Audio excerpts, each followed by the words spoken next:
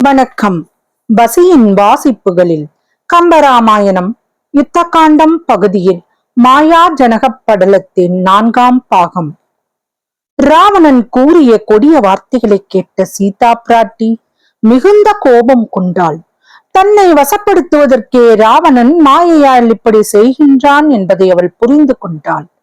அதனால் எழுந்த ஆத்திரத்தோடு அவள் கண்களில் கனல் பறக்க அவனை நோக்கி, அரக்கனே, என் தந்தைக்கு நீ தரப்போவதாக சொல்லிய தேவேந்திர பட்டத்தை பெறப்போகின்றவன் இந்திரனே ஆவான். அதே போல இலங்கை அரசை பெறப்போகின்றவன் உன் தம்பி விபீஷ்ணனே. உன் மார்பிலே சேர்வதற்கு உரியவை என் கணவரின் கொடிய அம்புகளே. அவருடைய மனைவியாகிய நான் இல்லை. என் தலைமீது வைப்பதற்கு உரியவை என் மணாளரின் அஞ்சனம் போன்ற அழகிய நிறத்தையுடைய திருவடிகளே. திருமகளின் ஏவலை நான் விரும்பவில்லை. என் கணவரின் கொடிய அம்புகள் உனது மார்பிலே பாய்ந்து முதுகின் வழியாக வெளிப்பட்டு உன்னையும் உனது சுற்றத்தாரையும் கொள்வதையே நான் பார்க்க விரும்புகின்றேன். மலைகளும் பின்வாங்கும்படியாக அவர் வில்லில் இருந்து புறப்படுகின்ற நான் ஒளியையே கேட்க விரும்புகின்றேன். என் மணாளரின் கொடிய அம்புகள் உன் மார்பிலே வந்து பாயப் போகின்றன. காக்கைகள் இனிய சொற்களை சொல்லியபடியே உனது கண்களை மூக்கினால் கொத்தி தோண்டி உண்ணப் போகின்றன. பின்னர் புலால் நாற்றம் வீசுகின்ற பேய்கள் யாவும் களிப்புடன் உன் மார்பை தழுவப் போகின்றன. உனது தலைகளை என் கணவரின் பானங்கள் துண்டித்து வீழ்த்த நீ இறக்கப் போகின்றாய். அந்த இனிய செய்தியை அனுமன் என்னிடம் சொல்லி என் கணவரிடம் என்னை அழைத்து கொண்டு போகின்ற காலத்தில் உன்னை பற்றி அந்த வார்த்தையை நான் விரும்பி கேட்கப் போவதுண்டு. அற்பனே, சிறுமையுடையவனே, மற்றும் நான் விரும்பி கேட்கப் போவதையும் சொல்கின்றேன். அதனையும் கேட்பாய். இளைய பெருமாளினால் உனது புத்திரன் இறக்கப் போகின்றான். அவனுடைய நாய் நக்குகையில் நீ துன்பம் அடைந்து என் புத்திரன் இறந்து போனானே என்று சொல்லி குரலெடுத்து அழப்போகின்றாய். அந்த புலம்பலையும் நான் விரும்பி கேட்பேன் என்று சொன்னாள். ராவணன் அவ்வார்த்தைகளை கேட்டு காமநோய் சற்றே தணிந்து அவள் மீது மிக்க கோபம் கொண்டான். கண்களில் நெருப்பு பொறி பறக்க அவளை நன்கு விழித்து பார்த்தான். வீரத்தையுடைய தனது 20 கைகளையும் கோபத்தோடு பிசைந்தான். பற்கள் நரநரக்க உதட்டை கடித்தான். சீதையை நோக்கி அவன் விரைந்தான். அந்த சமயத்திலே மகோதரன் சட்டென்று அவனை தடுத்து, வேண்டே, பெற்ற தந்தையாகிய இந்த ஜனகன் வேண்டிக் கொண்டானால் பிறகு இவள் உமது ஆசைக்கு இணங்குவாள். எனவே நீர் இப்போது இவளை கோபிக்க வேண்டாம் என்றான். மகோதரனது வார்த்தைகளினால் ராவணன் கோபம் தணிந்தான். தன் ஆசனத்திலே சென்று அமர்ந்தான். இறந்தவன் போல் தரையில் கிடந்த மாயா ஜனகன் அப்போது சீதையை நோக்கி, மகளே, இப்போது இவனுடைய ஆசைக்கு இணங்காவிட்டால் என் குலத்தோடும் என்னை நீ கொன்றவளாவாய் என்றான். மேலும் அவன் தொடர்ந்து சீதையிடம், தாமரையில் வாழ்கின்ற தெய்வ பெண்ணாகிய திருமகளும் பலருக்கும் பொதுவாக இருக்கின்றாள். பாவி, நான் பெற்ற பெண்ணே, நீ இவனுக்கு இணங்கவில்லை என்ற ஒரே காரணத்தினாலேயே நானும் உனக்காக சிறைப்பட்டு போனேன். இனியாவது இவனுக்கு இணங்கிவிடு. இல்லாவிட்டால் என்னுயிர் இவனால் போக்கடிக்கப்பட்டுவிடும். அப்படி நான் இறந்து போதல் நல்லதோ?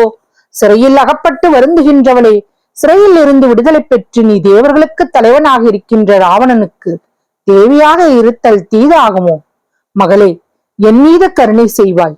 என்னை உயிருடன் இருக்கச் செய்து என் குலத்தோடு என்னை வாழச் செய்வாய்.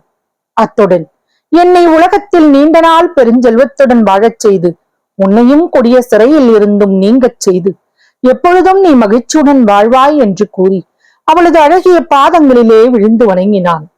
தன்னோடு பேசியவன் தனது தந்தை இல்லை என்பதை சீதை அவன் கூறிய வார்த்தைகளில் இருந்து நன்கு அறிந்து கொண்டாள்.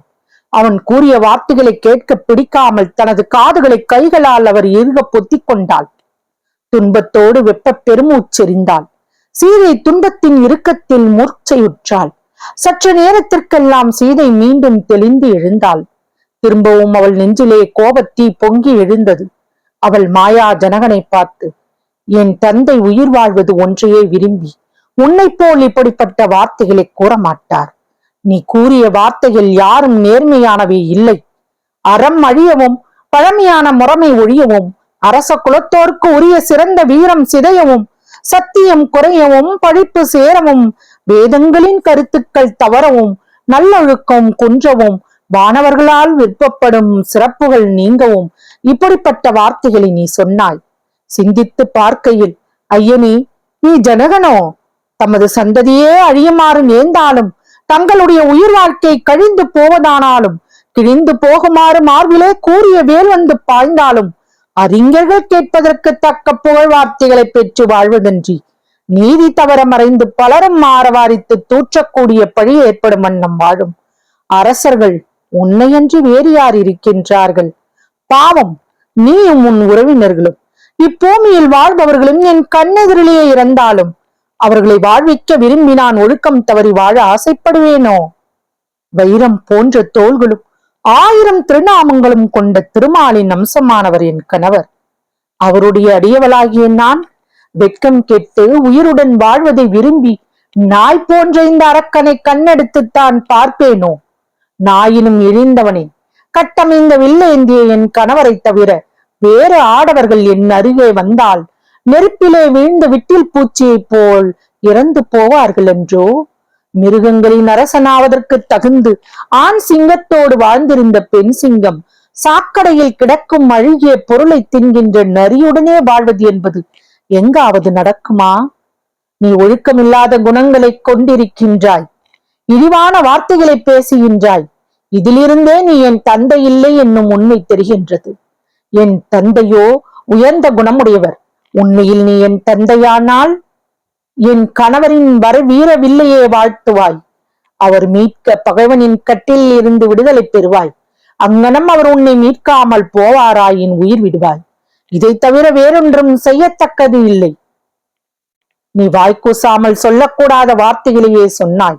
அதனால் எக்காலத்தும் மகளாத பழியையே பெற்றாய் என்று சினந்து கூறினாள். தொடரும். வசியின் வாசிப்புகளை சப்ஸ்கிரைப் பண்ணுங்க, லைக் பண்ணுங்க, ஷேர் பண்ணுங்க.